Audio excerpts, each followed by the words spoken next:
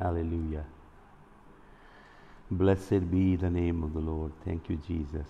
Thank you, Lord Jesus. Thank you, Lord Jesus. Thank you, King of glory. Hallelujah. Bless you, Jesus. Bless you. Bless you. Hallelujah.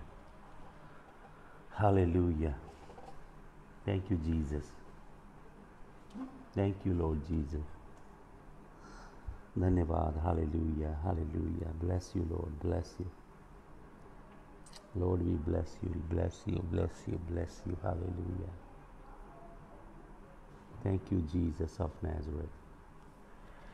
Thank you, King of glory. Hallelujah. Thank you, King of glory. Thank you, King of glory.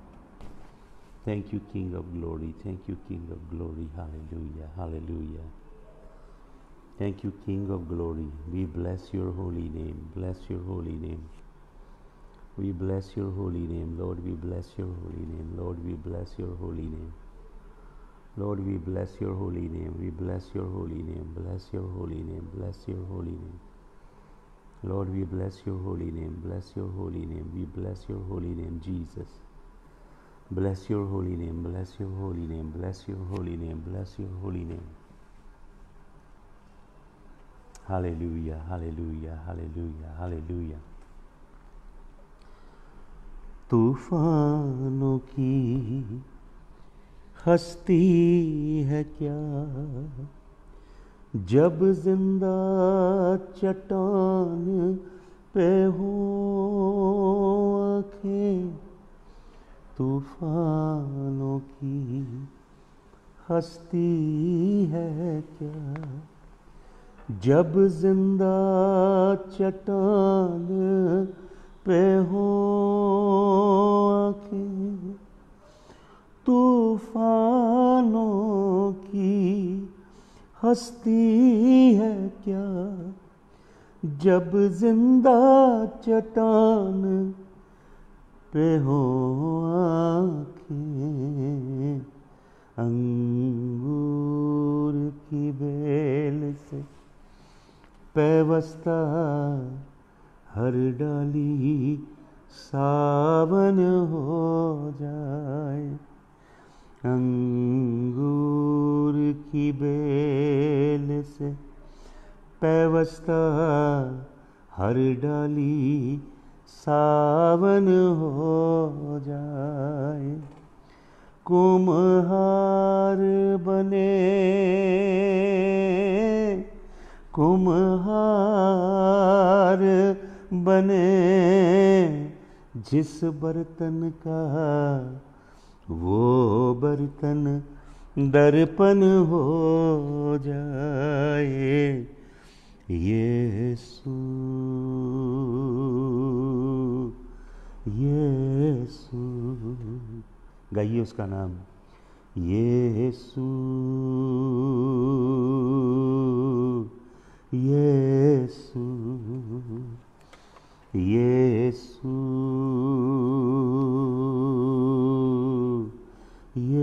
Yeshu Yeshu Yeshu. Hallelujah. Lord Jesus, we bless your name. We look to you, Lord. Lord, we come before your name, before your faces, Lord, that the light of your countenance may fall upon ours, Lord. Hallelujah. तेरा धन्यवाद हो, तेरी महिमा हो यीशु मसीह। प्रभु, अपने वचन को खोल, जीवित वचन को, जिंदा वचन को, जो जीवन की रोटी है, जो जीवन का पानी है, जो असली दाखरस है। खोल खुदावन, हम सबको छू और खुदावन तेरी हजूरी में हमें आगे बढ़ा। हालेलुया, यीशु के जलाली नाम में, आमीन। हालेलुया। थैंक यू जीसस, धन्यवाद हो। हालेलुया, यीशु मसीह आपका धन्यवाद हो। हालेलुया। अगर आपने मेरी पोस्ट पढ़ी है तो आप उसमें देख रहे हैं कि रेप्टिलियन ब्लड के विषय में मैं बात कर रहा हूँ। सेकंड टेम्पल मिक्स ब्लड, उन सब चीज़ों का आज हम कनेक्शन देखेंगे। तो मैं सबसे पहले चाहता हूँ, प्लीज़ बीच में कोई लिखता जाए ताकि सबको वचन मिले। मैं चाहता हूँ सबसे पहले हम एज़रा की पुस्तक खोलें, उसका 9 अध्याय। हम बात कर रहे थे हग्गाई नबी, प्रॉफिट हग्गाई। प्रॉफिट हग्गाई एक अद्भुत नबी है जो असीरी से वापस लौटा है। और एज़रा, नेहेमिया, ज़रूब्बाबिल परमेश्वर के राज्य के काम को कर रहे हैं। कल मैंने आपको अद्भुत वचन बताया था साइरस के ऊपर, खुरसू खोरस राजा के ऊपर, कि कैसे यशायाह ने 200 वर्ष पूर्व उसके लिए भविष्यवाणी की थी। और प्रभु यहोवा एक अन्य जाति के राजा को कहता है कि ये मेरा चरवाहा है, ये मेरा मसा है, मेरा अभिषिक्त है, और मेरे राइट हैंड की अथॉरिटी इसके पास है। जो यीशु मसीह के लिए बातें कही वो यहोवा इस राजा के विषय में कहता है। और हम पढ़ते हैं एज़रा की पुस्तक के पहले अध्याय में कैसे वो राजा स्वर्ग के परमेश्वर यहोवा को सम्मान देता है। बेशक ये लोग ज़ोरोएस्ट्रियन हैं, जरस्तु पातक को मानते हैं, और इनका देवता है अहूरा माजदा। अहूरा माजदा, आपने सुना ना, कई गाड़ियों के नाम माजदा होते हैं, ये उस देवता के नाम पे हैं। तो जब हग्गाई वापस लौटता है, ज़रूब्बाबिल हैकल को बना रहा है, नेहमाया को चुनौतियां आ रही हैं सनबलाट से, जो कि अन्य जाति का गवर्नर है। और ज़रूब्बाबिल को बहुत चैलेंजेस पेश हो रहे हैं। ज़रूब्बाबिल परमेश्वर के लिए बहुत जलन से भरा है, ज़ील से भरा है, उत्साह से भरा है, और परमेश्वर के भवन को बनाने की आग है कि प्रभु का भवन बनाया जाए। लेकिन परमेश्वर उसके लिए, आपको मालूम वचन क्या भेजता है? ज़करिया नबी भी उस समय नबूवत कर रहा है, हग्गाई नबी भी उस समय का नबी है। तो यकरिया वचन भेजता है ज़रूब्बाबिल के लिए और कहता है, it's not by power nor bye might but by my spirit Seth the Lord. तो परमेश्वर उसे कहता है, किसी राजा की दी गई ग्रांट के द्वारा ये काम नहीं होगा, पॉलिटिकल फेवर के द्वारा ये काम नहीं होगा, सियासी जुगाड़ों के साथ काम नहीं होगा। It's not by power nor bye might but by my spirit Seth the Lord. मेरी आत्मा के द्वारा ही ये काम होगा। तो हम ये बात अवश्य गांठ बांधें कि हम कितने भी प्रयत्नशील शारीरिक रीति से क्यों ना हो, प्रभु का काम पवित्र आत्मा के ज़ोर से होता है, मनुष्य के ज़ोर से नहीं होता। तो बहुत सारी बातें हैं। कल मैं आपको बता रहा था कि हेवनली सुप्रीम कोर्ट में इज़राइल के विरुद्ध में केस चल रहा है, और the accuser has accused the entire nation of Israel before the throne of the Almighty, and the high priest representing the entire nation is standing there. Zakaria chapter number 3 पढ़िएगा, और शैतान उस पर दोष लगा रहा है क्योंकि उसके वस्त्र मैले हैं। तो कलाम को अगर पूरी तरह समझ के आप सीखेंगे तब आपको पता लगेगा परमेश्वर के भेद क्या हैं, परमेश्वर कैसे काम करता है। हालेलुया। वरना तो आप जक्की चढ़ गया दरख्त दे उत्ते, सारे बोलो हालेलुया, जक्की उतर गया, सारे बोलो हालेलुया, यही रहेगा काम। तो अब आइए कि जब टेंपल को बनाने का काम शुरू किया है ज़रूब्बाबिल ने, और परमेश्वर ज़करिया के द्वारा उसे कलाम भेजता है कि बुद्धि ज्ञान से नहीं, भुजाओं की ताकत से नहीं, जो साइरस राजा ग्रांट देता है, पैसा मंत्रियों से मिलता, उससे नहीं होगा मेरा काम। मेरा काम होगा मेरे आत्मा के द्वारा, मेरी आत्मा की सामर्थ के द्वारा मेरा काम होगा। ये वचन ज़रूब्बाबिल को पहुंचाता है ज़करिया। और एज़रा, नहेमिया, ये भी प्रभु का काम करने लगे हैं। तो देखिए एज़रा के सामने कौन कौन सी चुनौतियां हैं। हालेलुया। एज़रा 9 अध्याय में आइए। जब ये काम हो चुके तब हाकिम मेरे पास आकर कहने लगे, ना तो इस्राएली लोग, ना याजक, ना लेवी इस और के देश के लोगों से अलग हुए, वरन उनके से अर्थात कनानियों, हित्तियों, परिज्जियों, यबूसियों, अमोनियों, मोआबियों, मिस्रियों, अमोरियों के घिनौने काम करते हैं। आपको मालूम इज़राइल की सबसे बड़ी समस्या क्या थी? वो ये जो अन्य जातियां हैं, हित्ती, फरीजी, यबूसी, अमोनी, मोआबी, अमोरी, इन सब के बीच में मिक्स होके रहते हैं और इनके जैसे काम करते हैं, इनके जैसे रीति रिवाज, इनकी जैसी परंपराएं, इनके जैसे धर्म के पर्व मनाते हैं और इनके देवी देवताओं की उपासना करते हैं। और क्या करते हैं? क्योंकि उन्होंने उनकी बेटियों में से अपने और अपने बेटों के लिए स्त्रियां बिहाली हैं और पवित्र वंश इस और से देश के लोगों से मिल गया है, वरन हाकिम और सरदार इस विश्वासघात में मुख्य हुए हैं। जो हाकिम रह गए थे, प्रिंस रह गए थे, बड़े बड़े पुरनिये एल्डर रह गए थे कौम के, उन्होंने भी इन कौमों की औरतों से शादी की है और इन कौमों के अंदर अपनी बेटियां ब्याह दी हैं और याजकों ने ब्लड मिक्स कर लिया है, मिक्स ब्लड है। आपको मालूम, मैंने आपको बताया कि ये 11 कौमें थी, 7 मेन थी। ये सारी कौमें परमेश्वर कहता था कि इनको निकाल देना अपने देश में से। इन्होंने उस देश पे कब्जा किया था जिसका वायदा परमेश्वर ने इब्राहिम से किया था, इसहाक से किया था और याकूब से किया था। लेकिन ये अन्य जाति की कौमें, इन्होंने उस पर कब्जा किया था। आपको मालूम ये कौमें हैं कौन? पता आपको? क्यों परमेश्वर चाहता था कि इनके संग कोई संबंध ना रखा जाए, इन कौमों के बीच में इस्राएलियों का कोई रिश्ता ना हो, कोई वाचा इनके साथ ना बांधी जाए, इस्राएल इनसे अलग अकेला रहे? क्यों? इसका इतिहास पढ़िए। आज मैं कुछ बताऊंगा आपको इसके विषय में। ये सारी की सारी कौमें जो हैं, इनके अंदर फॉलन एंजल का ब्लड था। ब्लड का मतलब ये मिक्स ब्रीड हैं। उत्पत्ति की पुस्तक 6 अध्याय में स्वर्गदूत जो थे वहाँ पे बिनाए एलोहीम शब्द लिखा है कि परमेश्वर के पुत्रों ने देखा कि मनुष्य की पुत्रियाँ सुंदर हैं और उन्होंने उनको ब्याह लिया। दूसरी बार फिर लिखा है उन्होंने उनको ले लिया। तो ये जो परमेश्वर के पुत्र हैं यहाँ पे, उसके लिए इब्रानी भाषा में शब्द है बिनाए हा एलोहीम, परमेश्वर के पुत्र, बिनाए हा एलोहीम। और ये शब्द स्वर्गदूतों के लिए लगाया गया है पुराने नियम में। बिनाए हा एलोहीम का मतलब होता है स्वर्गदूत। हनूक अपनी पुस्तक में इसके विषय में पूरी डिटेल से लिखता है।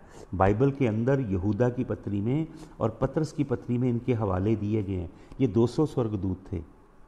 इनका एक हेड आज़ाज़ेल था।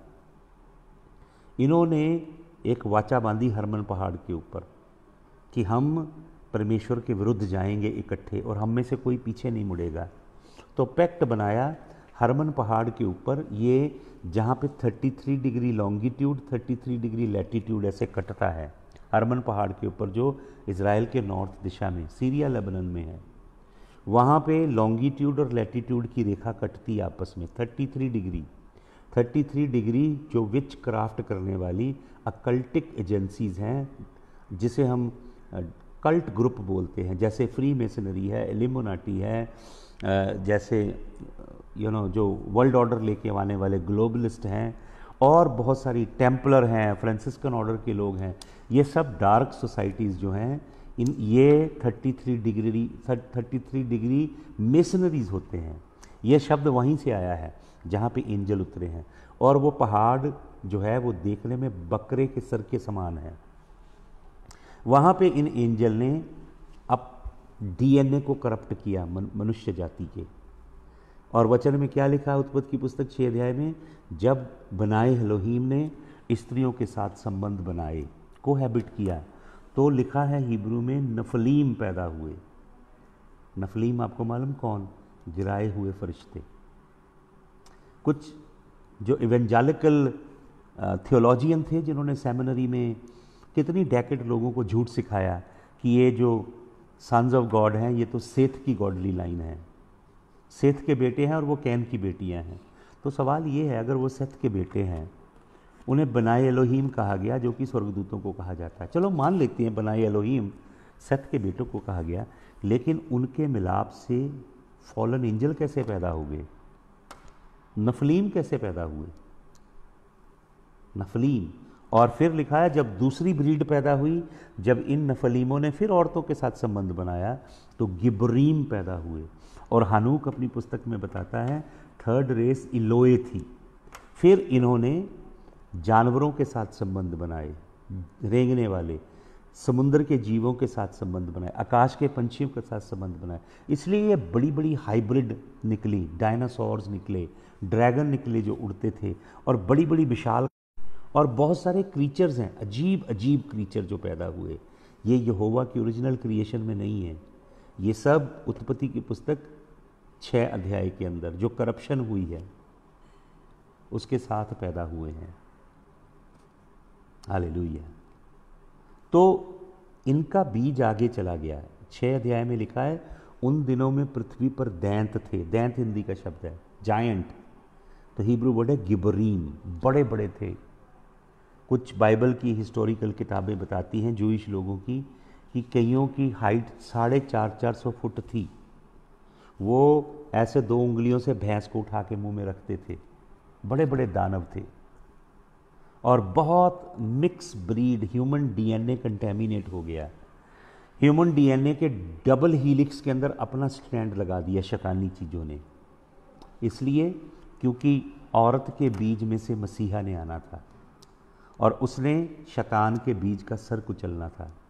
इसलिए शैतान ने षड्यंत्र रचा कि वो सीड, वो लाइन प्योर ना रहे, ताकि मसीह जगत में ना आ सके। तो जब ये लोग आए कनान में यही फैले हुए थे, मिक्स ब्रीड। आपको मालूम, उत्पत्ति की पुस्तक में जब आप पढ़ते हैं 13 अध्याय, उत्पत्ति नहीं, गिनती की पुस्तक 13 अध्याय में, इस्राएली लोग जब मरुभूमि में चलते चलते 40 साल वो घूमते रहे, लेकिन ओरिजिनल अगर टेक्स्ट पढ़ेंगे आप 13 अध्याय नंबर्स में, गिनती में, तो अभी उनको 1 साल भी नहीं हुआ था, वो कनान देश के किनारे पे पहुंच गया। ऐसे इधर शहर का नाम है कदेश बर्निया। प्रभु कहता था go and possess the land, लेकिन वो इस्राएली लोगों ने क्या किया, उन्होंने कहा कि हम सीधे नहीं जाएंगे, पहले हम जासूस भेजेंगे। हालांकि प्रभु ने नहीं कहा कि जासूस भेजो।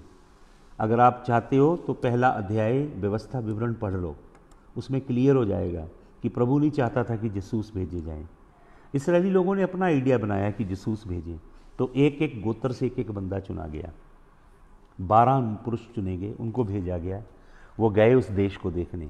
जब उन्होंने देखा उस देश को छिप के, तो उन्होंने क्या देखा कि बहुत बड़े बड़े आदमी हैं, बहुत बड़े बड़े, और एक वृक्ष को ऐसे अपने मोढे पे रखा हुआ, कंधे पे, और अंगूरों के बड़े बड़े गुच्छे हैं मनों के हिसाब से। और उन्होंने क्या कहा, उन्होंने देखा इतने बड़े बड़े दानव हैं, बड़े बड़े विशालकाय, कितनी मल्टी स्टोरी बिल्डिंग, जितने ऊंचे ऊंचे बड़े बड़े दानव हैं। तो वो 10-12 जो लोग गए, उनमें से 10 लोगों ने क्या देखा, उन्होंने देखा हम तो टिड्डों की तरह हैं उनके सामने, वो तो बड़े बड़े विशालकाय जानवर हैं। और वो रिपोर्ट क्या लेकर आए, 10 लोग बहुत नेगेटिव रिपोर्ट लेकर आए। लेकिन यहोशू और कालेब, उन्होंने भी देखा कि दानव हैं, उन्होंने देखा कि बहुत बड़ी चुनौती है, पर उन्होंने अपने प्रभु को देखा है पहले। Hallelujah. They did not bring negative report. Barbara accord from US, I suppose you are not getting anything since I am talking in Hindi, but I am just talking about the children of Israel when they were about to enter into the land of promise. They didn't want to go straight. They proposed unto Moses that we should send spies. That was not God idea, that was human idea.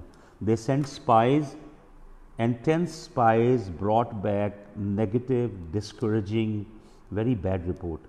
Whereas Joshua and Caleb, they saw God through all the odd. They saw mighty stature giants, but they said we are able to slay them in the name of the Lord. Hallelujah. प्रभु के नाम में हम इनके ऊपर विजयी होंगे।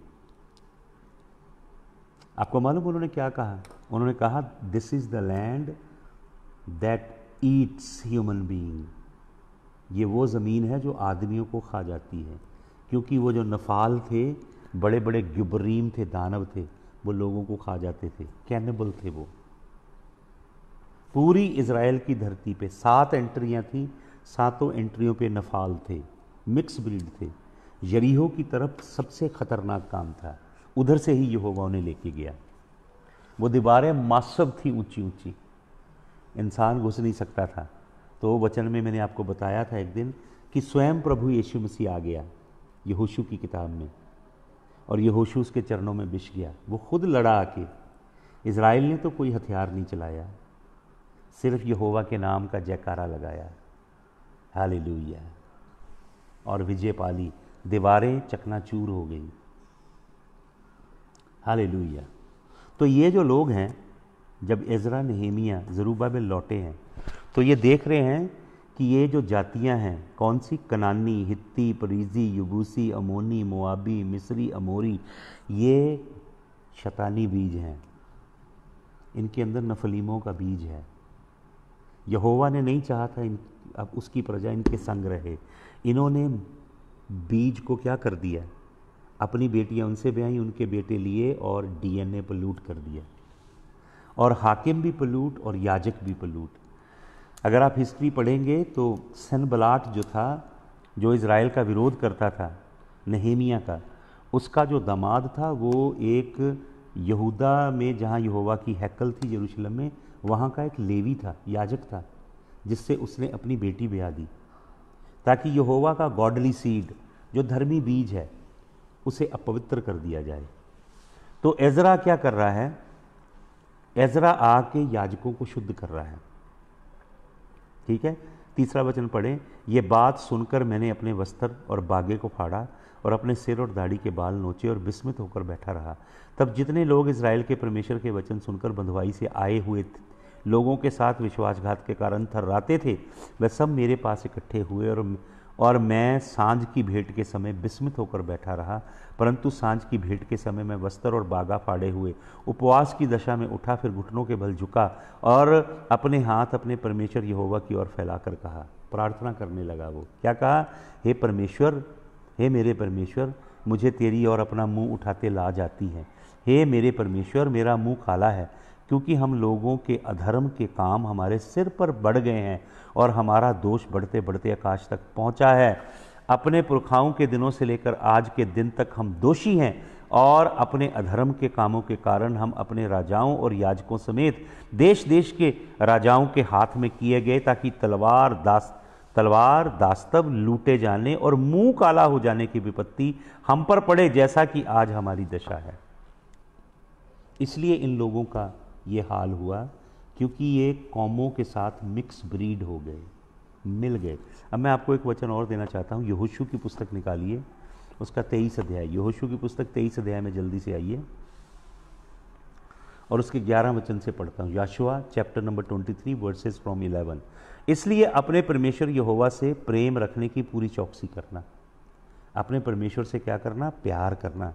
क्योंकि यदि तुम किसी रीति यहोवा से फिरकर इन जातियों के बाकी लोगों में से मिलने लगो जो तुम्हारे बीच बचे हुए रहते हैं, इनसे ब्याह शादी करके इनके साथ समधियाना रिश्ता जोड़ो, तो निश्चय जान लो कि ये जो कौमें हैं, इनके अंदर शैतान का बीज है। ये आदम की खालिस नस्ल नहीं है, इनका डीएनए शैतानी है, रेप्टिलियन सीड है, सांप का बीज है इनके अंदर। तो क्या कहता है? तो निश्चय जान लो कि आगे को तुम्हारा परमेश्वर यहोवा इन जातियों को तुम्हारे सामने से नहीं निकालेगा। प्रभु ने नहीं निकाला इन्हें, क्योंकि इस्राएलियों ने इनके साथ समझौता कर लिया। पढ़ लीजिए यहोशू की पुस्तक, ये जातियां निकली नहीं, यहूदी ने निकाल नहीं पाए। जजेस की पुस्तक पढ़िए, वहाँ पे आपको पूरा विवरण मिलेगा। मैं एक दिन इसके ऊपर आपको वचन सुना चुका हूँ, अभी उसमें नहीं जाना चाहता। ये जातियाँ बीच में, शैतानी बीज बीच में रह गया। बहुत सारे मसीहों का ये हाल है, उनके अंदर से मुकम्मल पाप का बीज निकला नहीं है, अभी अंदर रह गई है ख्वाहिश गंदी तस्वीरें, गंदी फिल्में देखने की। अभी अंदर ख्वाहिश है झूठ बोलने की, चोरी करने की, कभी कभी नशा करने की, कभी कभी गंदे घिनौने काम करने की। मुकम्मल तौर पे नफलीम निकले नहीं अंदर से, ब्लड लाइन साफ नहीं हुई पूरी तरह। प्रभु यीशु आपकी ब्लड लाइन साफ करने आया है। यीशु मसीह आपको नया डीएनए देने आया है। समझ रहे हैं आप? अंतिम रात्रि अपने चेलों के संग जब वो बैठा, उसने रोटी लेके तोड़ी और चेलों को खाने को दी और कहा, ये मेरा शरीर है, मेरा मांस है। उसने यूहन्ना रचित सुसमाचार 6 अध्याय में कहा, मेरा मांस खाओ, क्योंकि मेरा मांस खाने की वस्तु है। यीशु मसीह अपना मांस देता है क्योंकि यीशु मसीह के मांस में यीशु मसीह का स्वर्गीय डीएनए है। स्वर्गीय डीएनए, हमारे अंदर पापी डीएनए है, आदम का दूषित डीएनए है, फिर ये जो शैतानी बीज है ये सबके अंदर घूमा है। ये सब शैतानी नफलीमों का, गिराए दूतों का गंदा डीएनए है मनुष्य के अंदर। यीशु मसीह इसे निकालता है, अपने लहू से धोता है। यीशु मसीह अपना डीएनए, वो जो प्रभु भोज आप लेते हो वो प्रभु का डीएनए आपके अंदर जाता है, प्रभु का आरएनए आपके अंदर जाता है। यीशु मसीह ने ब्यारी के बाद कटोरा लेकर कहा, नई वाचा का ये मेरा लहू जो तुम्हारे लिए बहाया जाता है। यीशु मसीह ने अपना रक्त दिया ताकि हमारी ब्लड लाइन साफ हो जाए। Hallelujah, thank you Jesus. तो ये नफालीमों की ब्लड लाइन है। देखो तो प्रभु क्या कहता है, तो तुम जान लो, 13 वचन 23 का 13 यहोशू की पुस्तक, आगे को तुम्हारा परमेश्वर यहोवा इन जातियों को तुम्हारे सामने से नहीं निकालेगा। और उसने नहीं निकाला और ये ब्लड चला गया है इज़राइल के अंदर। अभी आपको आगे बताऊंगा। और ये तुम्हारे लिए जाल और फंदे और तुम्हारे पंजरों के लिए कोड़े और तुम्हारी आंखों के लिए कांटे ठहरेंगे। और अंत में तुम इस अच्छी भूमि पर से जो तुम्हारे परमेश्वर यहोवा ने तुम्हें दी है नष्ट हो जाओगे। प्रभु ने कहा, अगर तुम नफलीमों के साथ, ये जो मिक्स ब्रीड है, रेप्टिलियन, ये सांप का बीज है, सांप का डीएनए इन जातियों के अंदर, अगर इनसे रिश्ता जोड़ोगे तो क्या होगा। लिखा है तुम्हारे लिए जाल और फंदा। यीशु मसीह भजन संहिता में क्या कहता है, मसीहानिक साम में, कि उन्होंने मेरे लिए जाल बुना है, उन्होंने मेरी जान के लिए फंदा बिछाया है, और तुम्हारे पंजर के लिए कोड़े। किसने कोड़े खाए? प्रभु यीशु मसीह ने। स्कर्जेस हैं ये, स्कर्जेस जो प्योर सीड है, जो यहोवा का बीज है। मरियम की कोख में यहोवा का बीज गया क्योंकि यीशु मसीह औरत का बीज है और औरत के अंदर सिर्फ एग होता है। तो यहोवा परमेश्वर ने पवित्र आत्मा के द्वारा जो वाई था, पुरुष के अंदर एक्स वाई होते हैं, और वाई एक्स अगर मिले, औरत में एक्स होता है, वाई और एक्स मिले तो बेटा पैदा होता है, और अगर एक्स एक्स मिले तो बेटी पैदा होती है। तो वाई जो यीशु मसीह के अंदर था वो यहोवा का था। प्रेरितों के काम 20 अध्याय का 28 वचन पढ़ें, वहाँ लिखा जो ब्लड जीसस क्राइस्ट के अंदर था वो ब्लड स्वर्ग से उतरा, यहोवा का ब्लड है वो। आपको मालूम आदम शब्द का मतलब क्या होता है? अलफ दालत मैम, अलफ दालत मैम, मैम सफीत है, अलफ दालत मैम, दालत मैम से बनता दामा, दामा का मतलब होता है ब्लड, खून। अलफ है परमेश्वर, परमेश्वर ने खून बनाया मिट्टी से पहले आदम के लिए। लेकिन आखिरी आदम और पहले आदम में फ़र्क क्या है? लोग कहते हैं कि जो आखिरी आदम है जी वो भी 100% परमेश्वर है, 100% इंसान है। वो 100% परमेश्वर है, वो मुकम्मल यहोवा है, वो यहोवा का अक्स और प्रतिबिंब है, वो यहोवा के संपूर्ण चरित्र और यहोवा के वजूद और यहोवा के सामर्थ्य और शक्ति का प्रगटीकरण है मुकम्मल तौर पे। लेकिन वो संपूर्ण मनुष्य नहीं आपकी और मेरी तरह। हमारी जो मनुष्य तब हमें हमारी माँ बाप से मिली है, पिता के 23 क्रोमोसोम ऑटोसोम्स, माता के 23 क्रोमोसोम ऑटोसोम, और ये पाप में मिले हमें, बदी में। देख बदी में मेरी माँ ने मुझे कोख में लिया। लेकिन यीशु मसीह के अंदर जो ऑटोसोम, जो क्रोमोसोम, जो वाई डीएनए आया है वो स्वर्ग से यहोवा की ओर से उतरा है। इसलिए यीशु मसीह के अंदर जो ब्लड है वो यहोवा का है। आपको मालूम जब बच्चा माँ की कोख में आता है तो यहोवा परमेश्वर माँ की कोख में प्लेसेंटा बनाता है, एक थैला होता है बच्चे के इर्द गिर्द, जिसकी वजह से माँ का खून बच्चे के अंदर नहीं जा सकता, बच्चे के अंदर उसके बाप का खून होता है। हमारे अंदर यीशु मसीह के अंदर किसका खून था? उसके बाप यहोवा का खून था। इसलिए लिखा है यीशु मसीह के विषय में, he is the child of the Holy Spirit. वचन में लिखा she was found with the child of the Holi Ghost. मरियम के अंदर पवित्र आत्मा का बेटा है। और जो ग्रीक टेक्स्ट में लिखा है she was found with the child of the Holi ghost, उसका क्या मतलब है? सुने ध्यान से। जब पिता, और मैंने आपको एक डिटेल में इसके ऊपर टीचिंग दी है, डिटेल में, कि जो पिता का अंश होता है जिसे स्पर्म बोलते हैं, करोड़ों होते हैं, उनमें से एक माँ के जो एग के बाहर जेल होती है उसे ब्रेक करके अंदर जाता है और अपने डीएनए को अनलीश कर देता है। और ये ओरिजिनल कॉन्ट्रैक्ट होता है जो पिता के वजूद से गया और माँ के वजूद से मिलता है। ओरिजिनल कॉन्ट्रैक्ट होता है। ये कॉन्ग्लोमिरेट होना शुरू हो जाता है एक सेल के अंदर और फिर इससे खरबों सेल बन जाते हैं और एम्ब्रियो फीटस बॉडी बननी शुरू होती है। लेकिन जो पिता के शरीर से और माँ के शरीर से ओरिजिनल जाता है वो सेल अलग हो जाता है और वो सेल कुछ हफ्तों में दिल बनता है, हार्ट बनता है। आपको मालूम क्या होता है? विज्ञान बताता है कि एनर्जी पैदा होती है जब ऐसे होता है गर्भ के अंदर, लेकिन बाइबल बताती है वो असल में क्या है। पिता का अंश और माँ का अंश दोनों मिलाप करके कोख के अंदर कतूबा करते हैं, जिसे शादी कहा जाता है। मैरिज कॉन्ट्रैक्ट करते हैं माँ की कोख में। इसलिए व्यभिचार बहुत शैतानी और ख़तरनाक है। अगर आप शादी किए बगैर करते हैं, शारीरिक संबंध व्यभिचार है। शादी करके किसी और स्त्री के साथ करते हैं, बहुत बड़ा अपराध है, क्योंकि आप जब ये करते हैं तो आप शादी कर रहे हैं उसके साथ। जितनी स्त्रियों के साथ किसी पुरुष ने यह काम किया उतनियों के साथ उसने शादी की है। बेशक उनका ब्याह नहीं हुआ कानूनी तौर पे, पर कतूबा हो गया कोख के अंदर। इसलिए ये बंधन टूटता नहीं है। ये शैतानी बंधन है बहुत गहरा, जो प्रभु यीशु मसीह के संग संग चल के उसकी आज्ञाओं में जीवन व्यतीत करने के बाद टूटता है। इसलिए व्यभिचार वो पाप है जो इंसान के शरीर के विरोध में है।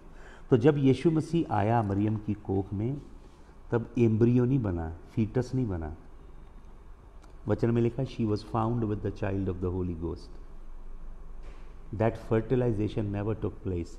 सुपरनैचुरली child was created in the womb of Virgin Mary. Hallelujah.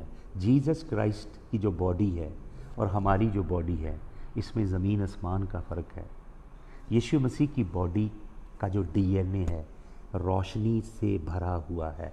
एक एक ज़र्रा यीशु मसीह के डीएनए का जलाल से भरा है। यीशु मसीह का शरीर जलाली है, इसलिए यीशु मसीह को मौत नहीं मार सकी। आपको मालूम, यीशु मसीह एक ऐसा व्यक्ति है जो इस पृथ्वी पे आया जिसको मौत नहीं मार सकी। सबको मौत ने मारा जितने आए, यीशु मसीह को मौत नहीं मार सकी।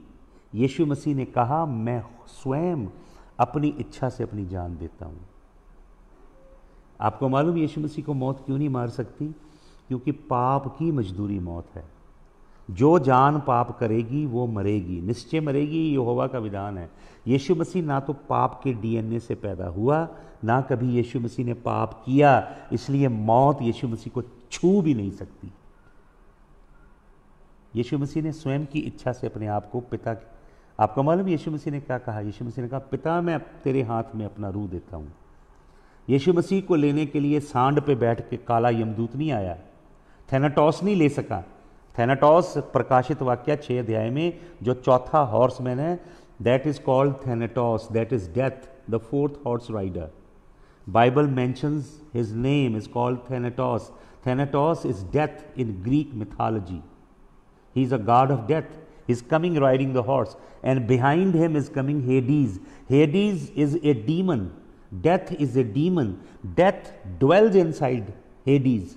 Hades जो नरक, जो पताल है, एक बदरू है, उस बदरू के अंदर मौत रहती है। मौत छू नहीं सकी यीशु मसीह को, क्योंकि उसका डीएनए जला लिए। यीशु मसीह अगर ये ना कहता कि पिता अपना आत्मा मैं तेरे हाथ में देता हूं, यीशु मसीह मर नहीं सकता था। यीशु मसीह ने आपके और मेरे लिए मौत का स्वाद चखा है। किस लिए? इब्रानी 2:14 में लिखा है, ताकि मौत के अंदर जाके मौत को मारे, मौत को मौत देने के लिए। हालेलुया। तो आइए हम वापस लौटते हैं। ये जो वचन है मैं पढ़ रहा था, यहोशू 13:23, तो यहाँ पे लिखा है वो तुम्हारे लिए जाल और फंदे। किसके लिए जाल और फंदे पड़े? यीशु मसीह के लिए। और तुम्हारे पंजर के लिए कोड़े किसने खाए? यीशु मसीह ने। तुम्हारी आंख में कांटे और कांटों का ताज किसने पहना? प्रभु यीशु मसीह ने। जो ये मिक्स ब्रीड का, नफलीमों का पाप है गंदा, इसकी सजा खुदावंद यीशु मसीह ने उठाई क्रूस पे आपके और मेरे लिए। हालेलुया। ये मिक्स ब्लड लाइन है। पूरी बाइबल के अंदर इसकी बहुत गहरी शिक्षा है। मैं आपको कुछ वचन देना चाहता हूँ, जल्दी से पढ़ें कुछ वचन, फिर मैं इसी सब्जेक्ट पे वापस लौटूंगा। पढ़िए, हालेलुया। पढ़िए यशाया नबी की पुस्तक, उसका 14 अध्याय। मैं जल्दी जल्दी आपको बताता हूँ। यशाया 14, हालेलुया। यशाया नबी की पुस्तक 14 अध्याय और उसका 9 वचन आपके लिए पढ़ता हूँ, सुने ध्यान से। आइजाया 14 एंड वर्स नंबर 9, यशाया 14 का 9। सुने, पताल के नीचे अधोलोक में तुझसे मिलने के लिए हलचल हो रही है। हालेलुया। अलग अलग हिब्रू वर्ड है यहाँ पे, फिर किसी समय बताऊंगा आपको कि कौन कौन से हिब्रू वर्ड हैं। एक पताल है, नीचे अधोलोक है। तुझसे मिलने के लिए हलचल हो रही है, क्योंकि वह तेरे लिए मुर्दों अर्थात पृथ्वी के सरदारों को जगाता है, कि वह जाति जाति के सब राजाओं को उनके सिंहासन पर से उठाकर खड़ा करता है। ये कौन है भाई और बहनों? यहाँ पे पताल और अधोलोक, फिर किसी समय आपको हिब्रू टेक्स्ट बताऊंगा इसका। मिलने के लिए हलचल हो रही है, वह तेरे लिए मुर्दों को अर्थात पृथ्वी के सब सरदारों को जगाता है। ये वो शैतानी आत्माएं हैं, हाइब्रिड हैं, जो मर के भी मरे नहीं हैं। इनके लिए हिब्रू वर्ड है रफ़ाईम। रफ़ाईम है ये फॉलन एंजल की औलादे हैं, जिनको नीचे फेंका गया है। पृथ्वी के सब सरदारों को जगाता है। ये पृथ्वी के सरदार, ये सब प्रकट हो रहे हैं प्रकाशित वाक्य में। प्रकाशित वाक्य में जब 3.5 साल का आखिरी फेज आएगा सताव का, ये सब शैतानी शक्तियां पृथ्वी के नीचे से जाग कर उठ खड़ी होंगी।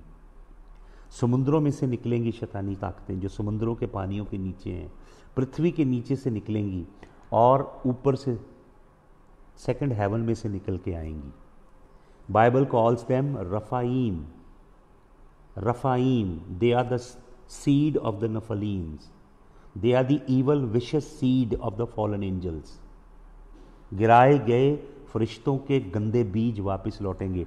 एक वचन जल्दी से पढ़ें, भजन संहिता 37, साम 37, जल्दी से निकालिए। 37, भजन संहिता 37 और उसका 28 स्क्रिप्चर। साम 37 एंड स्क्रिप्चर नंबर 28। सुने, यहां पे लिखा है, क्योंकि यहोवा न्याय से प्रीति रखता और अपने भक्तों को ना तजेगा। उनकी तो रक्षा सदा होती रहेगी, परंतु दुष्टों का वंश काट दिया जाएगा। यहां पे हिब्रू वर्ड दुष्टों के वंश के लिए जीरा राशा है। जीरा राशा, सीड ऑफ फॉलन वंस। ये नफलीमों का बीज है, जिसे हम रेप्टिलियन सीड कहते हैं। ज़बूर 37 की 28 वचन में जीरा राशा उन शैतानी आत्माओं का बीज है ये। अब पढ़िए आप नीति वचन, प्रोवर्ब नीति वचन का 21 नीति वचन निकालिए। 21 नीति वचन और उसका 16 वचन आपके लिए पढ़ता हूं। 21 नीति वचन का 16 आयत। जो मनुष्य बुद्धि के मार्ग से भटक जाए, उसका ठिकाना मरे हुओं के बीच में होगा। ये नफलीम्स हैं, फिर वही वर्ड है यहां पे, असेंबली ऑफ नफाल्स एंड रफ़ाईम। फिर यशाया 26 का 14 वचन पढ़ें। यशाया 26 का 14 कि उनके जो डेड हैं, they will not arise. There are different kind of Nephilims, different kind of fallen angels, जो परमेश्वर ने बांध के रखे हैं, अंधकार अंधकूपों के अंदर डाले गए हैं। और अगर आप पढ़ेंगे हनूक की पुस्तक, हनूक की बुक नंबर 1 जो है, वो ओरिजिनल जो पहली सेंचुरी का कैनन था उसका हिस्सा थी वो, लेकिन उसे 325 AD में रोमन कैथोलिक चर्च ने कैनन से बाहर निकलवा दिए और एपोक्रिफा को बीच में डाला और कुछ और बुक्स कैनन में से बाहर निकलवा दी गई। अय्यूब की पुस्तक में से मैं एक वचन आपके लिए पढ़ना चाहता हूँ। अय्यूब की पुस्तक निकालिए। अय्यूब की पुस्तक, अय्यूब की पुस्तक का आप निकालिए 26 अध्याय 26 का मैं पढ़ता हूँ 5 वचन। अय्यूब 26 का 5, सुने ध्यान से। बहुत दिन के मरे हुए लोग भी जल निधि और उसके निवासियों के तले तड़पते हैं। ये फॉलन क्रीचर्स हैं, डीमंस हैं, बदरुएं हैं, हाइब्रिड हैं, जो मरीन स्पिरिट हैं, पानियों के नीचे हैं, पानियों के नीचे तड़प रहे हैं। हालेलुया। और एक और वचन आपको देता हूं, आइजाया में से चलें। आइजाया उसका हम पढ़ेंगे 26, आइजाया 26 और उसका 19 वचन आपके लिए पढ़ता हूँ। यशाया 26 का 19, सुनिए। तेरे मरे हुए लोग जीवित होंगे, मुर्दे खड़े होंगे। हे मिट्टी में बसने वालों, जाकर जय जयकार करो, क्योंकि तेरी ओस ज्योति से उत्पन्न होती है और पृथ्वी मुर्दों को लौटा देगी। They will come back to life. Earth shall give birth to Rephaim, Hebrew में लिखा है your dead shall rise and the earth shall give birth to Rephaim, they are Rephaims. Hallelujah. और बहुत सारी और बातें हैं जिनको मैं फिर किसी समय आपके साथ बांटूंगा ओरिजिनल हिब्रू टेक्स्ट में से। तो मैं अभी आपको वापस एजरा में लेकर आना चाहता हूँ। एजरा देख रहा है कि याजकों का ब्लड मिक्स है, रेप्टिलियन सीड है उनके अंदर, सांप का खून, सांप का बीज उनके अंदर है।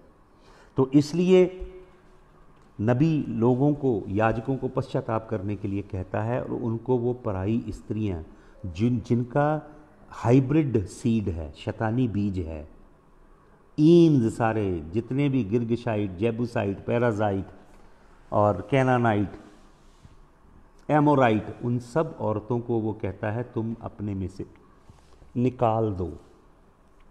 और बहुत से याजक क्या करते हैं, प्रभु की ओर मुड़ते हैं और उन औरतों को त्याग देते हैं। लेकिन फिर भी कुछ याजक बदकारी क्या करते हैं, कुछ याजक जिनकी पत्नियां यहूदी हैं लेकिन वो बूढ़ी हैं, शायद देखने में सुंदर नहीं हैं, तो वो सोचते हैं कि हमें भी अवसर मिला है। Hallelujah, hallelujah, thank you Jesus. धन्यवाद यीशु मसीह। हालेलुया, धन्यवाद यीशु मसीह। यीशु मसीह आपका धन्यवाद, धन्यवाद हो, धन्यवाद हो। यीशु मसीह आपका धन्यवाद हो। यीशु मसीह आपकी महिमा हो, महिमा हो। हालेलुया, स्तुति हो, स्तुति हो यीशु मसीह आपकी। आज बहुत सारे लोग कनेक्ट थे और कनेक्शन टूट गया। Hallelujah, the connection broke. There were quite a good number of people who were listening to the word of the Lord very intently. I was perceiving in my spirit people were very attentive to the word of the Lord, and it was really, really awesome. But connection just broke.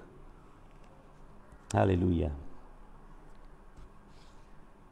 Hallelujah. So I have been talking. Mr. George is from States with us. Greetings to you in Jesus' wonderful name. Mr. George, welcome you in Jesus' name. I've been teaching people about the priestly lineage that got mixed up with the races that God told the Israelites to completely break their relationship and never to intermarry with them. And as a matter of fact, Lord, when He led the people of Israel into the land that He promised their forefathers, Abraham, Isaac, and Jacob, under Joshua, as they were conquering those mixed generations, hybrid nations, the Lord gave a very clear mandate to His people: you must push them out of your land and never intermarry and never keep any relationship with them. But they somehow failed to kick them out of the land. So they dwelt with them and they eventually intermarried, intermingled with them. And as a consequence, the reptilian bloodline continued. वह शैतानी बीज आगे तक चलता रहा। तो मैं आपको बताना चाहता हूँ कि ये बहुत गहरा अध्ययन है, बहुत गहरी स्टडी है ये, कि ये जो बीज है, शैतानी बीज, ये कैसे इज़राइल के अंदर आगे तक चलता गया। तो परमेश्वर ने अपने वचन के अंदर अदन के बाग में ये प्रतिज्ञा की थी। परमेश्वर ने, आपको मालूम क्या कहा था अदन के बाग में, जब आदम को और उसकी पत्नी हवा को अदन के बाग में से निकाला, उससे पहले परमेश्वर ने ये भविष्यवाणी की, सबसे पहली भविष्यवाणी, सबसे बड़ी भविष्यवाणी, उत्पत्ति की पुस्तक 3 अध्याय के 15 वचन में। सबसे बड़ा नबी स्वयं यहोवा परमेश्वर है। यहोवा परमेश्वर ने यह कहा स्त्री से कि तेरा बीज, वहाँ पे सांप था जिसका नाम नखाश है, ये सांप नहीं, नखाश उसका नाम है। और यहोवा परमेश्वर ने स्त्री से कहा तेरा बीज, और सांप से कहा तेरे बीज के सर को कुचलेगा। स्त्री का बीज, हालांकि स्त्री के अंदर बीज नहीं है, बीज पुरुष के अंदर है। तो यीशु मसीह क्यों स्त्री का बीज है, मैंने अभी आपको बताया, क्योंकि यीशु मसीह यहोवा के रूह के द्वारा पैदा हुआ। हालेलुया। तो यहोवा परमेश्वर का रूह क्या है? यहोवा परमेश्वर का रूह और यहोवा परमेश्वर का कलाम दोनों यहोवा का बीज हैं। यहोवा परमेश्वर के कलाम और यहोवा परमेश्वर के रूह के बगैर कभी नई सृष्टि नहीं होती। जिस तरह यीशु मसीह यहोवा परमेश्वर के कलाम और यहोवा परमेश्वर के रूह से पैदा हुआ है, क्योंकि यीशु मसीह स्वयं यहोवा परमेश्वर का कलाम है, उसी रीति से हमें भी यहोवा परमेश्वर के कलाम और यहोवा परमेश्वर के रूह के मिलाप से नए सिरे से पैदा होना है। जब तक कोई ये सृष्टि नहीं बनता, तब तक वो परमेश्वर के राज्य को, पहले प्रभु यीशु मसीह कहते हैं, देख नहीं सकता। तो सबसे पहली बात परमेश्वर के राज्य को देखना है। हालेलुया। अर्थात यीशु मसीह के साथ आपका एनकाउंटर होना चाहिए। यीशु मसीह के साथ आपका एक टाकरा, जिसे पंजाबी में कहते हैं, एनकाउंटर होना चाहिए। हालेलुया। यीशु मसीह के साथ साक्षात्कार या अनुभूति जिसे हम कहते हैं, वो होनी बहुत ही ज़्यादा ज़रूरी है। Hallelujah, hallelujah. तो मैं आपको बताना चाहता हूँ परमेश्वर के कलाम में कि ये जो मिक्स ब्रीड था, याजक भी मिक्स ब्रीड थे, तो यहोवा के दास ने कहा कि उन स्त्रियों को त्याग पत्र दो। तो उन्होंने उस अन्य जाति की जबूसी, हित्ती, गिरगिसाइट, एमोनाइट और हाइटाइट और अमोरी, कनानी, फरीजी, सब औरतों को त्याग दिया। लेकिन यहूदी कुछ लावियों ने, याजकों ने क्या किया, जिनकी बीवियां शायद बूढ़ी हो गई थी, देखने में सुंदर नहीं थी, उन्होंने उनको भी त्यागा। तो उस समय एक और नबी है, बहुत अजीम नबी है, जिसका नाम है मलाकी। इसी समय एक और नबी है जो नबूवत कर रहा है, जिसका नाम है जकरिया। मैंने आपको बताया वो जरूब्बाबिल के लिए कलाम भेजता है कि ना तो बल से ना शक्ति से, पर यहोवा के आत्मा के द्वारा ये काम होगा। और जकरिया नबी दर्शन देखता है कि क्यों ये लोग वापस लौट के शहर पनाह बना नहीं पा रहे, क्यों यहोवा की हैकल को बना नहीं पा रहे, क्यों इतनी मुसीबतें आ रही हैं, सारा देश रूइंस में है, खंडर में है, क्यों नहीं बन पा रहा। तो जकरिया नबी की पुस्तक 3 अध्याय के 3 पहले वचन से पढ़ेंगे तो वहाँ पे एक दर्शन देखता है नबी कि स्वर्ग के सुप्रीम कोर्ट में केस चल रहा है इज़राइल के विरोध में। शैतान इज़राइल पे दोष लगा रहा है। क्यों दोष लगा रहा है?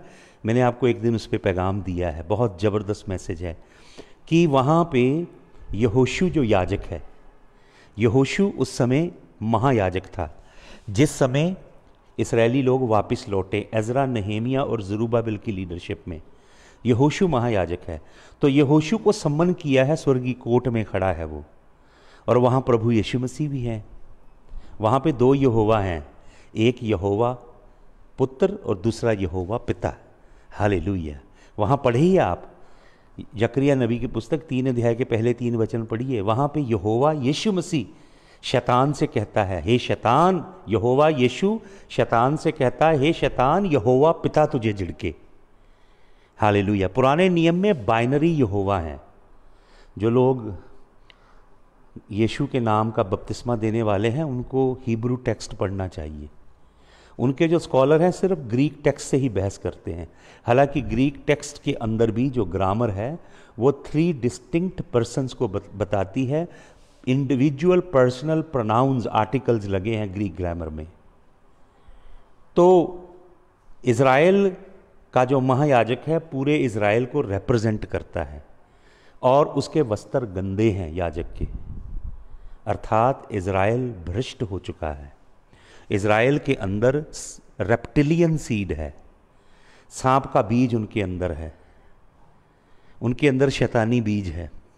आपको मालूम, यूहन्ना बपतिस्मा देने वाला जब बपतिस्मा देने लगा तो उसके पास यहूदी फरीसी सदूकी बपतिस्मा लेने आने लगे, तो वो उनसे क्या कहता है? वो उनसे कहता है, you brood of vipers, who forewarned you about the wrath that is about to come. Look, the axe is laid on the root of the tree, and the tree that bears not good fruit is going to be hewn down and thrown into the eternal fire. Therefore return, repent, and bring forth the fruit that will justify your repentance.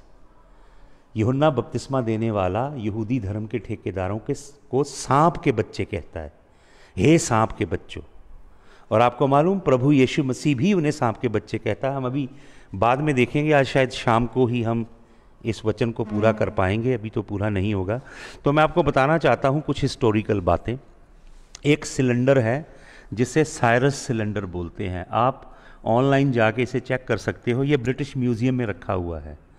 इसे कहते हैं Cyrus cylinder. इस cylinder के अंदर पूरी वार्ता Cyrus राजा ने लिखी हुई है, जो एजरा के अंदर है, नहेमिया के अंदर है, जो नबियों की किताबों में सेकंड टेम्पल के बिल्डिंग की बातें हैं वो इसके अंदर लिखी हुई हैं।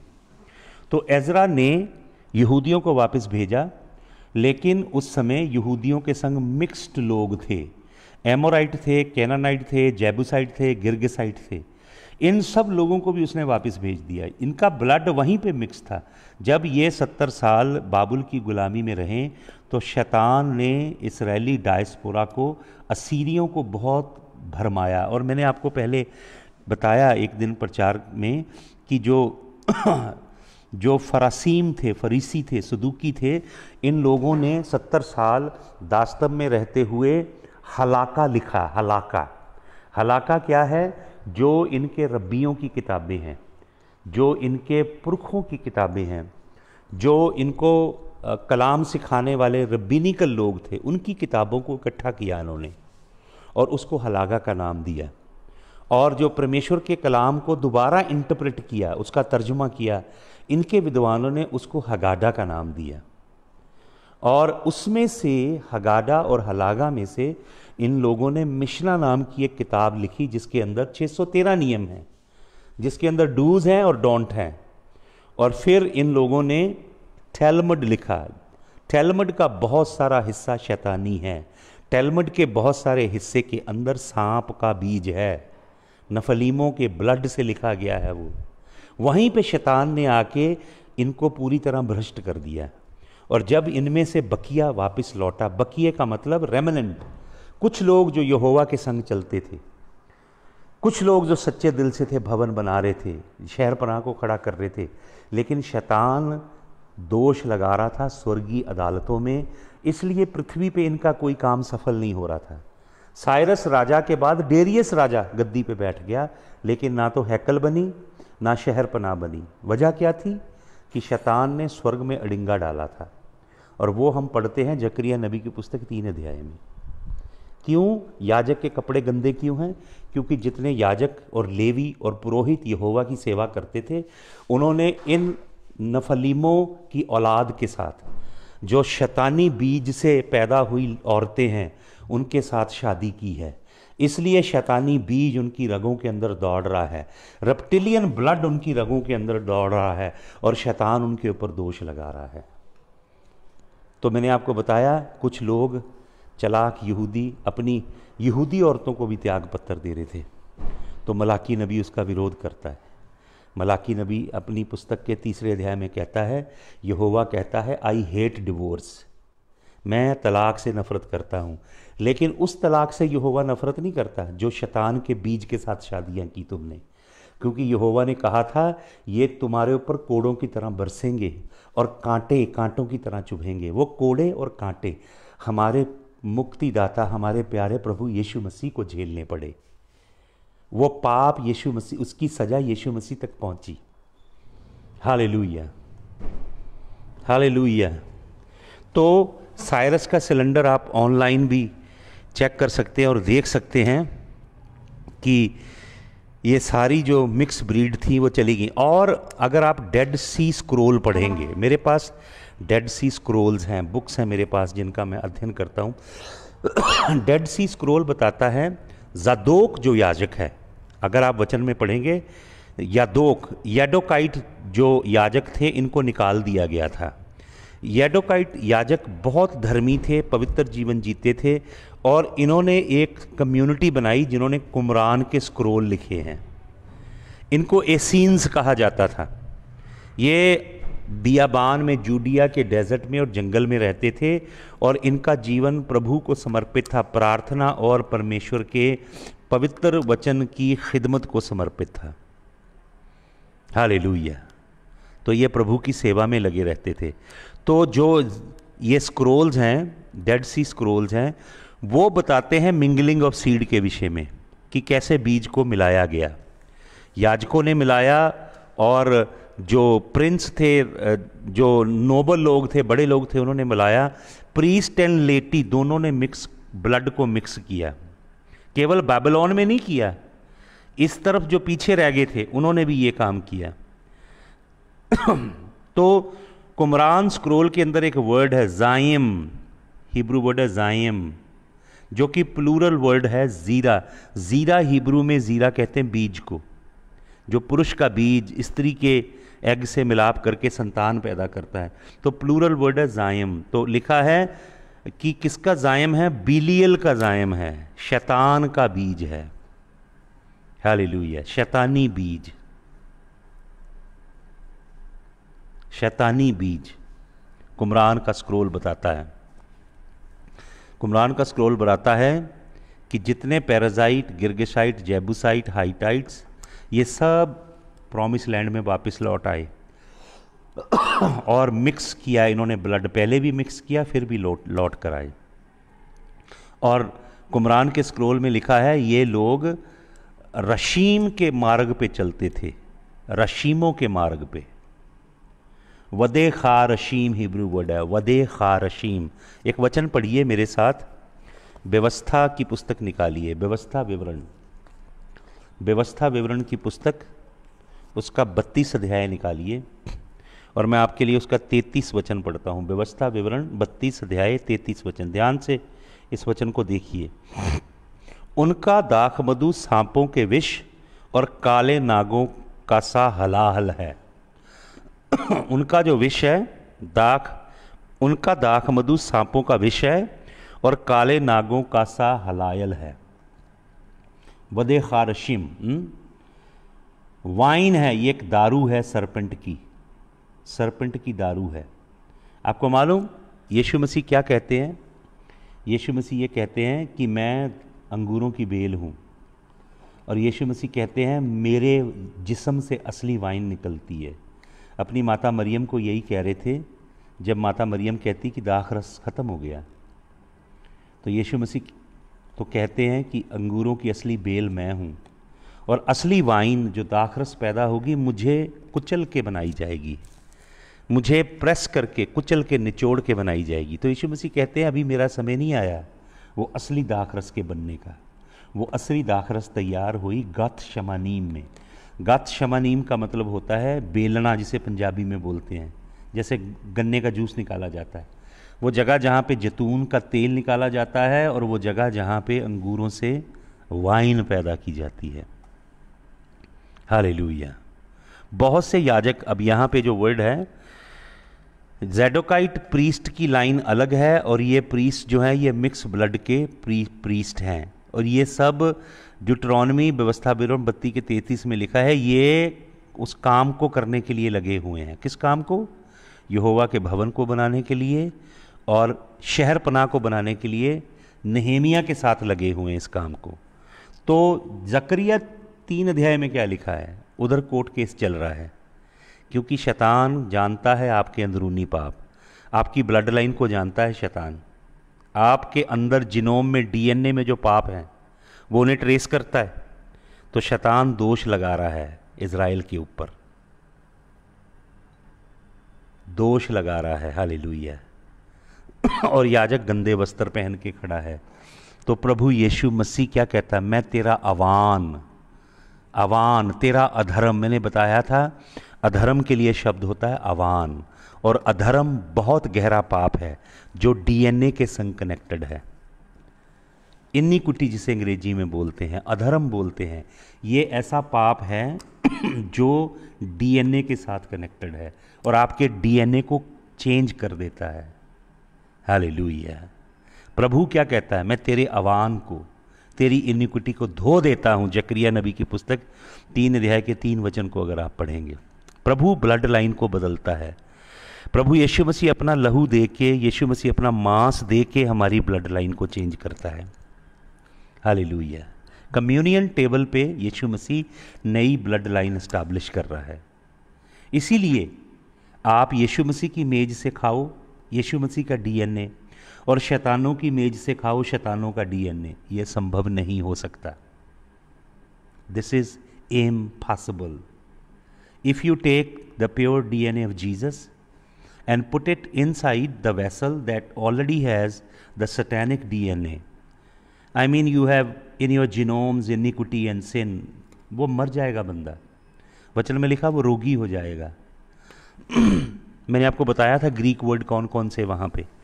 ऐसे सिक होगा, ऐसी वीकनेस आएगी उसके अंदर, ऐसी कमज़ोरी आएगी कि वो दवाइयों से चंगा नहीं होगा। फिर प्रभु के वचन में क्या लिखा है? प्रभु के वचन में लिखा है कि मैनी आर स्लीपिंग, तुम्हारे में से कई मर भी गए हैं, प्रीमेच्योरली मर जाएंगे वो क्योंकि यीशु मसीह का जलाली डीएनए जो है, हालेलुया, जलाली डीएनए गंदगी वाले पात्र में नहीं डालना। यीशु मसीह का डीएनए अगर आप तौबा करके, पश्चाताप करके, यीशु मसीह के लहू से धुल के, यीशु मसीह की आज्ञाओं को अपने दिल में रख के फिर प्रभु यीशु मसीह का डीएनए लेंगे, प्रभु भोज लेंगे, मैं आपको बताता हूँ आपकी देह चंगी हो जाएगी, आपके रोगों का बंधन टूट जाएगा, आपके मानसिक कलेश, मानसिक बीमारियां चली जाएंगी, आपके परिवार, आपके घरानों से शैतानी साए दूर हो जाएंगे, आपके जीवन में जो पाप आपको बार बार गिराता है, बिसेटिंग सिन, पाप जो आपको बार बार गिराता है, सिन दैट सो ईजिली बिसेट्स, इब्रानियों की पत्री 12 अध्याय के पहले वचन में जो पाप लिखा है, जो बार बार गिराता है, उसके ऊपर आप जयवंत हो जाएंगे यीशु मसीह के जलाली नाम में। हालेलुया। आपको मालूम कुमरान स्क्रोल में क्या लिखा है?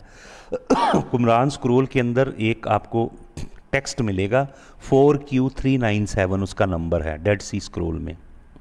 तो वहाँ पे लिखा है कि ये जो अबॉमिनेशन थी जो इजरायलियों के अंदर थी, God really hated this abomination.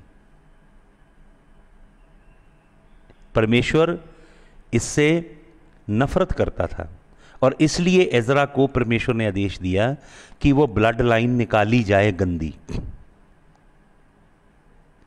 और वचन में क्या लिखा है कि इन लोगों ने दे ब्रेड विद द सीड, नफलीमों के बीज के साथ जनरेशन टू जनरेशन को हैबिट किया है, और परमेश्वर उस डीएनए को शुद्ध करना चाहता है। हालेलुया। आपको मालूम ये जो शैतानी डीएनए है, इसके ऊपर साइंटिस्ट अभी काम कर रहे हैं, वैज्ञानिक टेक्नोलॉजी काम कर रही है। मैंने आपको पहले बताया कि उन्होंने किमेराज बनाए हैं, CHIMERAS। किमेराज मिक्स ब्रीड हैं जिनके अंदर उन्होंने जानवरों का डीएनए डाल के, इंसानों का डीएनए डाल के किमेराज बनाए हैं। फिर मैंने आपको एक दिन बताया था साइबॉर्ग उन्होंने बनाए हैं, इंसान के ब्रेन के थोड़े पार्ट के अंदर कंप्यूटर चिप्स डाल के, कंप्यूटराइज मैकेनिज्म डाल के इंसान की IQ को इन्हांस किया है। फिर मैंने बताया था आपको यूजेनिक्स आ गए, एपिजेनेटिक्स। पहले तो मैंने आपको बताया CRISPR-Cas9 एक टेक्नोलॉजी है, CRISPR CRISPR-Cas9, CRISPR-Cas9 एक टेक्नोलॉजी है जिसमें आप अपनी बॉडी को इंजेक्ट करके अपने डीएनए को चेंज कर सकते हो। जैसे आप एडिट कर सकते हो किसी भी चीज़ को, कॉपी पेस्ट कर सकते हो, ऐसे डीएनए को चेंज कर सकते हो। लेकिन अभी उससे भी एडवांस टेक्नोलॉजी आई है जिसे एपिजेनेटिक्स बोलते हैं। आप अपने डीएनए के किसी सेगमेंट को इंजेक्ट करके उसे सुला सकते हो, दूसरे को जगा सकते हो। अभी विज्ञान डीएनए को मिला के, डीएनए को हाइब्रिड करके, जिसे प्रभु ने मना किया था, प्रभु ने रोका था डीएनए को मिक्स नहीं करना। 9000 आईक्यू वाले लोगों को तैयार कर रहा है। 9000 आईक्यू, लोगों की 100 भी नहीं होती आईक्यू। ये टेस्ला और आइंस्टाइन की टेक्नोलॉजी से कहीं सुपर ब्रेन्स हैं जिन्हें शैतान तैयार कर रहा है। सो टेक्नोलॉजी, साइंस और जादूगरी, इनका मिलाप हो रहा है। हालेलुया। जैसे उत्पत्ति की पुस्तक 6 अध्याय में हुआ था, प्रभु ने कहा कि जैसे नूह के दिनों में था वैसे मेरी आमद के दिनों में होगा, और वैसा हो रहा है। हालेलुया। मैं शाम को आपको फिर इसके ऊपर और बताऊंगा कि ये सांप का बीज, अगर परमेश्वर ने कहा अदन के बाग में, स्त्री से कहा और सांप से कहा, नखाश से क्या कहा? स्त्री से कहा तेरा बीज इसके बीज के सर को कुचलेगा। तो इसका मतलब स्त्री का बीज प्रभु यीशु मसीह है, तो इसका मतलब सांप का बीज भी होना चाहिए। तो कौन है ये सांप का बीज? प्रभु यीशु मसीह जब क्रूस पे चढ़ा है वो औरत का बीज है, तो जहाँ यीशु मसीह क्रूस पे चढ़ा है वहाँ पे सांप के बीज का होना भी ज़रूरी है। शाम को इसके ऊपर हम और अध्ययन करेंगे, छोटा सा एक सेशन शाम को करेंगे इसके ऊपर। प्रभु यीशु मसीह आप सबको बहुत आशीष दे। सबको जय मसीह की।